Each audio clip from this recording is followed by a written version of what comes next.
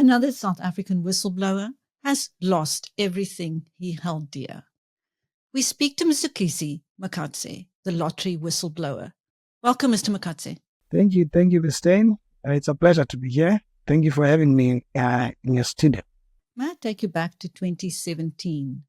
What did you discover while you were working at the National Lotteries Commission? And what did you do about that? Okay. As I was going through my normal duties, I discovered, in fact, that the Kaya Music Festival was being funded to a tune of 6 million, even though it had been funded the previous year. And the law at the time, and even today, stipulates that if you are funded this year, the following year you are on a cooling period. Therefore, you cannot be funded the following year. You can only be funded the other year. And when I discovered this, I brought it to the attention of the senior managers within the National Lotteries Commission.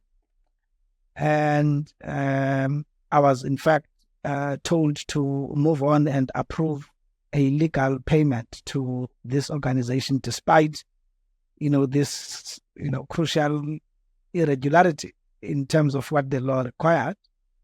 And I refused to do that.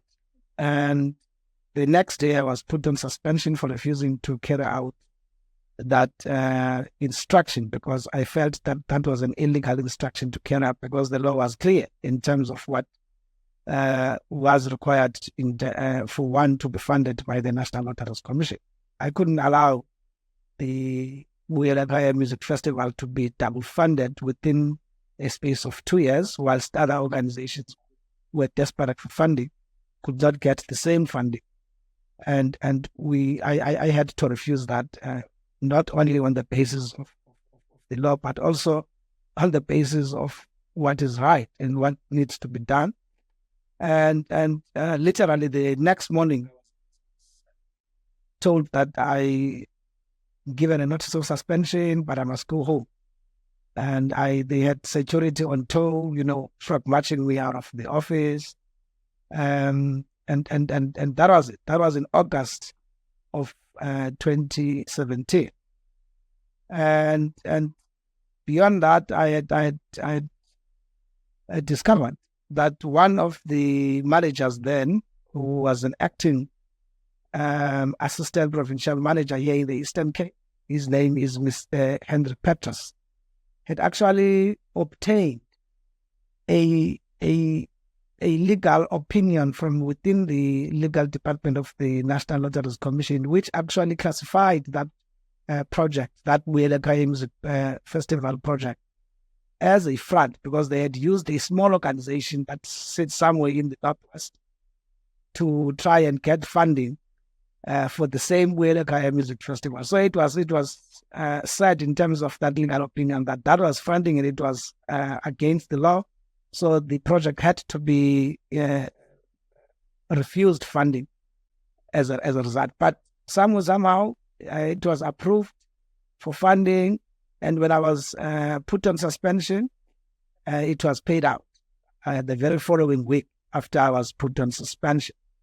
So that's exactly what happened, and that was the last time I ever set foot in the National Lotteries Commission, except when I came back for a disciplinary hearing that took place somewhere in December, and continued until I got dismissed even before it finished, the disciplinary hearing in 2018.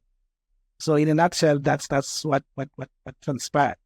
And after that, your professional and your personal lives just imploded. Tell us what happened.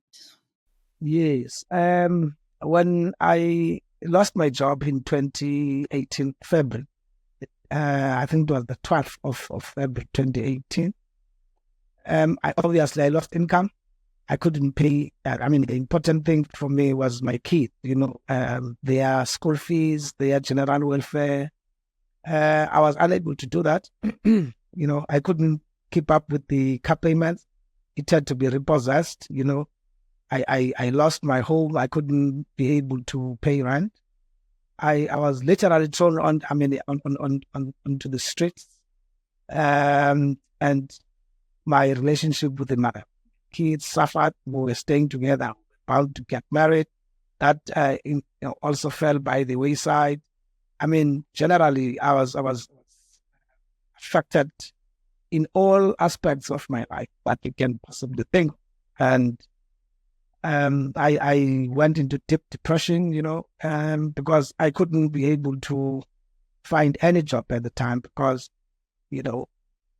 my case was now going to CCMA, went to High Court. There was a whole hullabaloo about, me being this distributable professional who's no longer to be trusted.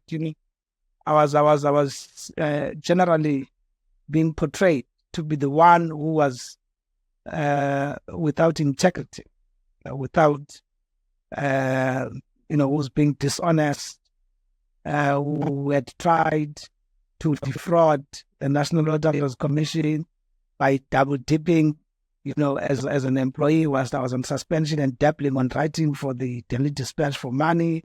I mean, all sorts of allegations were made that were true. Obviously, just to destroy my credibility, to destroy my professional integrity, so that they can continue with whatever that it is that they were doing to with the National Lotteries Commission.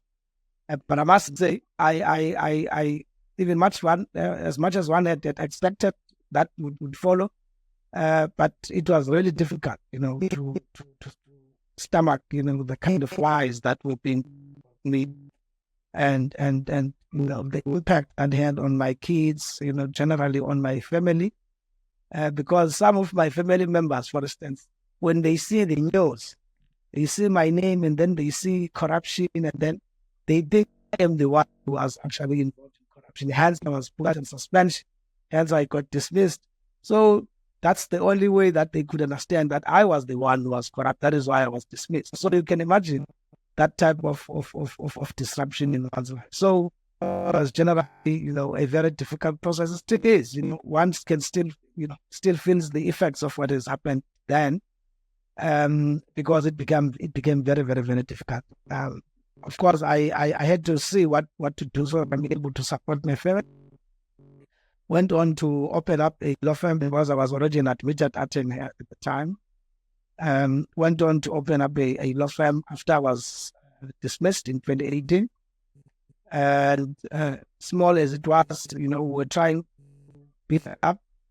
And unfortunately, then COVID came through, and the whole system got disrupted, The firm suffered quite severely because it was still small, still, growing. It was then difficult to come back to it for some time after COVID, until somewhere last year, June, when I was able to obtain a year operating license with the Legal Practice Council, so that I can start again, build my life, what I'm trying to do currently. But you have been vindicated, because by now the authorities have uncovered a 1.4 billion rand criminal enterprise in the National Lotteries Commission, and you opened that can of worms. Are you keeping on top of the investigation?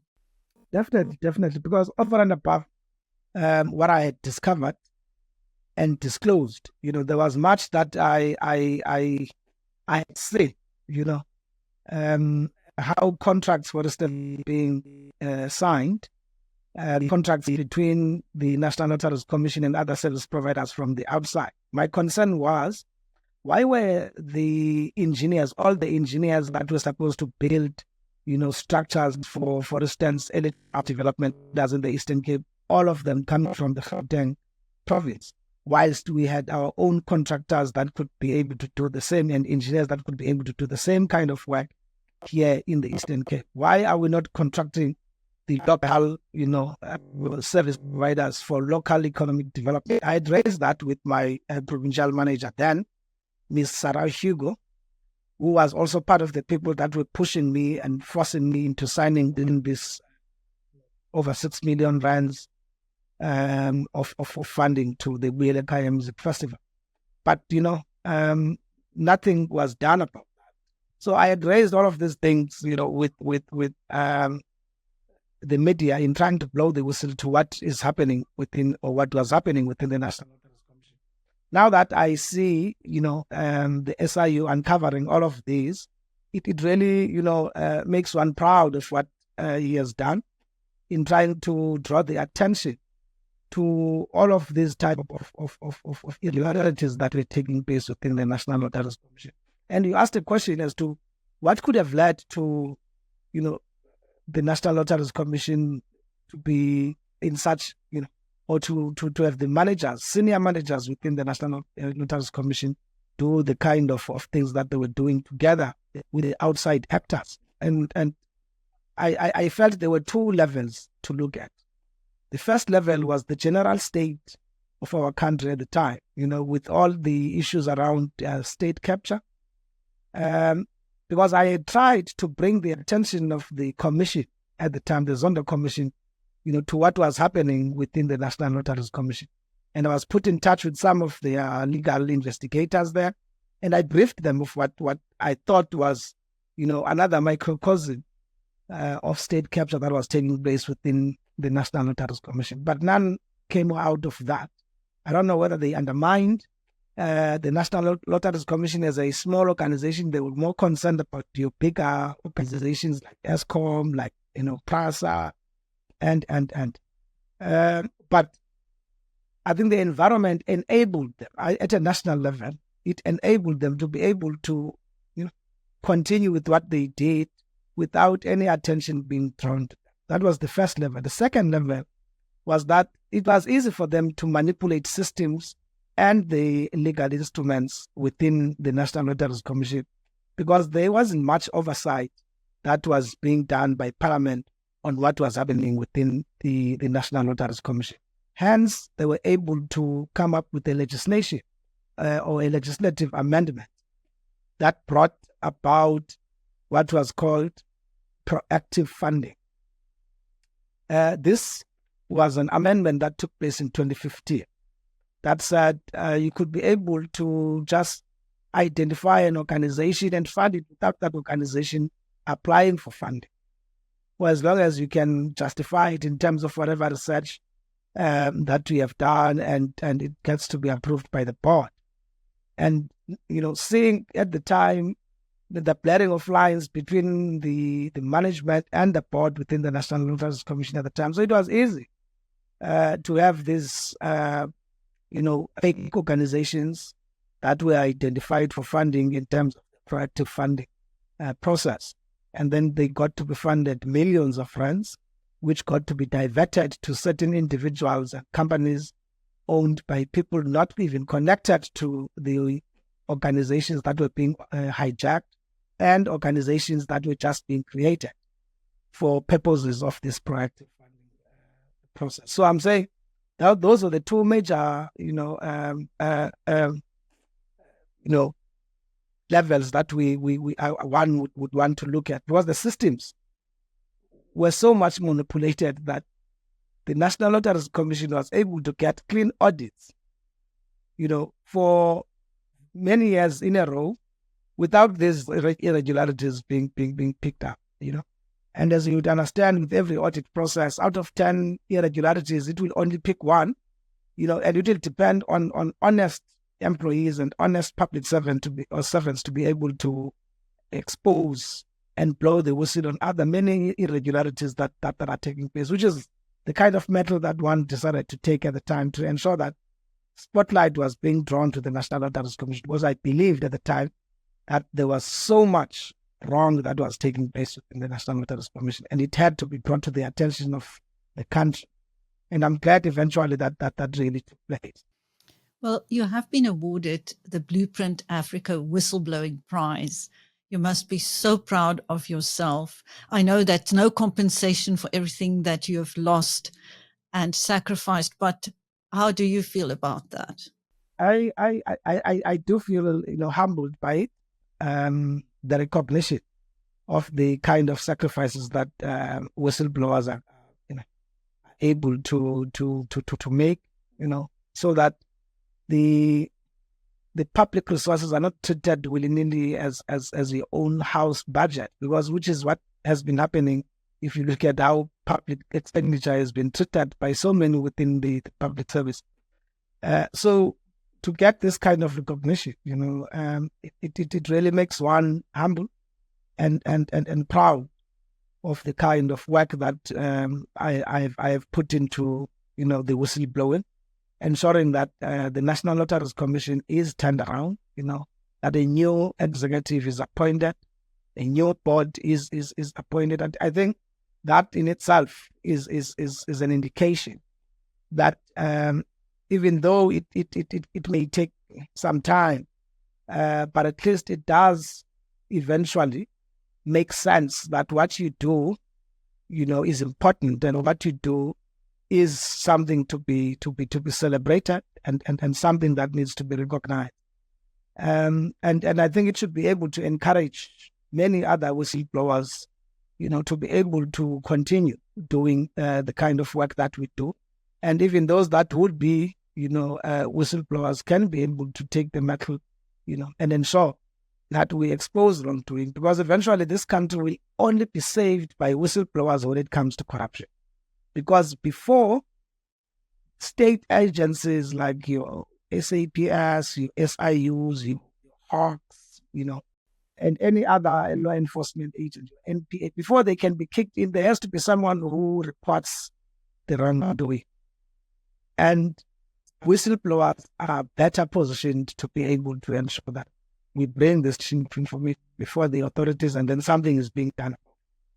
Therefore, there is that, crucial element that has to be played by the whistleblowers. Hence, I'm saying this award is quite important because it will be able to even encourage, other whistleblowers and would-be whistleblowers to come forth and continue to do the right thing for the country. Because it's just, all about the country. That's what we are more concerned about. We cannot have our own country degenerating into an abyss when we are there, and we decide to keep quiet. We cannot keep quiet. Corruption has become a cancer. It has to be rooted out. South Africa is a dangerous place to be a whistleblower. I don't have to tell you that, sir. What kind of protection would you like to see for whistleblowers in future?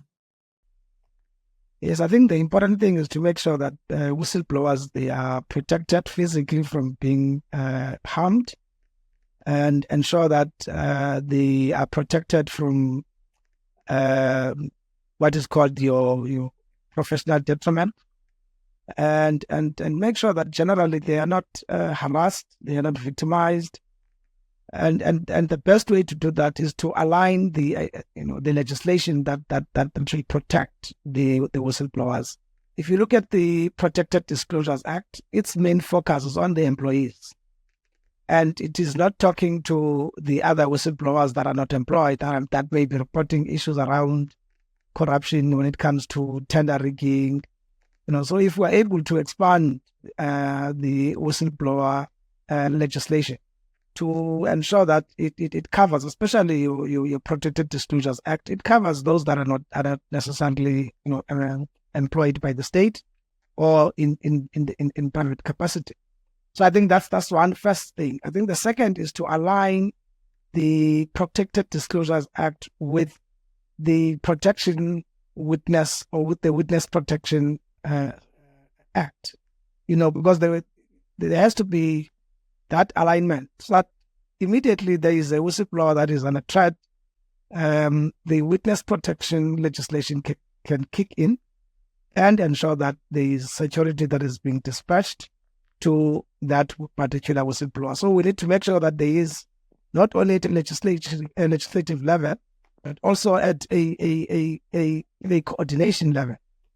Between these institutions, there is that talking together to make sure that the protection of the whistleblowers takes center stage during the investigations and post-investigations, because we might think that when investigations are done, then there is no more need for the protection. But we need that continuous protection to make sure that eventually our whistleblowers, they are not murdered, they are not threatened, they are not made to feel that they are victimized, and made to feel that they are, not welcomed in their own country. I mean, Athol Williams, for instance, had to leave the country as a result of threats that were being made on his life and that of his family.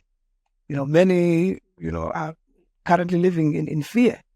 So we really have to look at that, expanding the legislation and ensuring coordination between these legislation and the institutions to protect the whistleblowers. Thank you. That was Mr. Mzukisi Makatse speaking to BizNews. I'm Christine. Thank you, sir.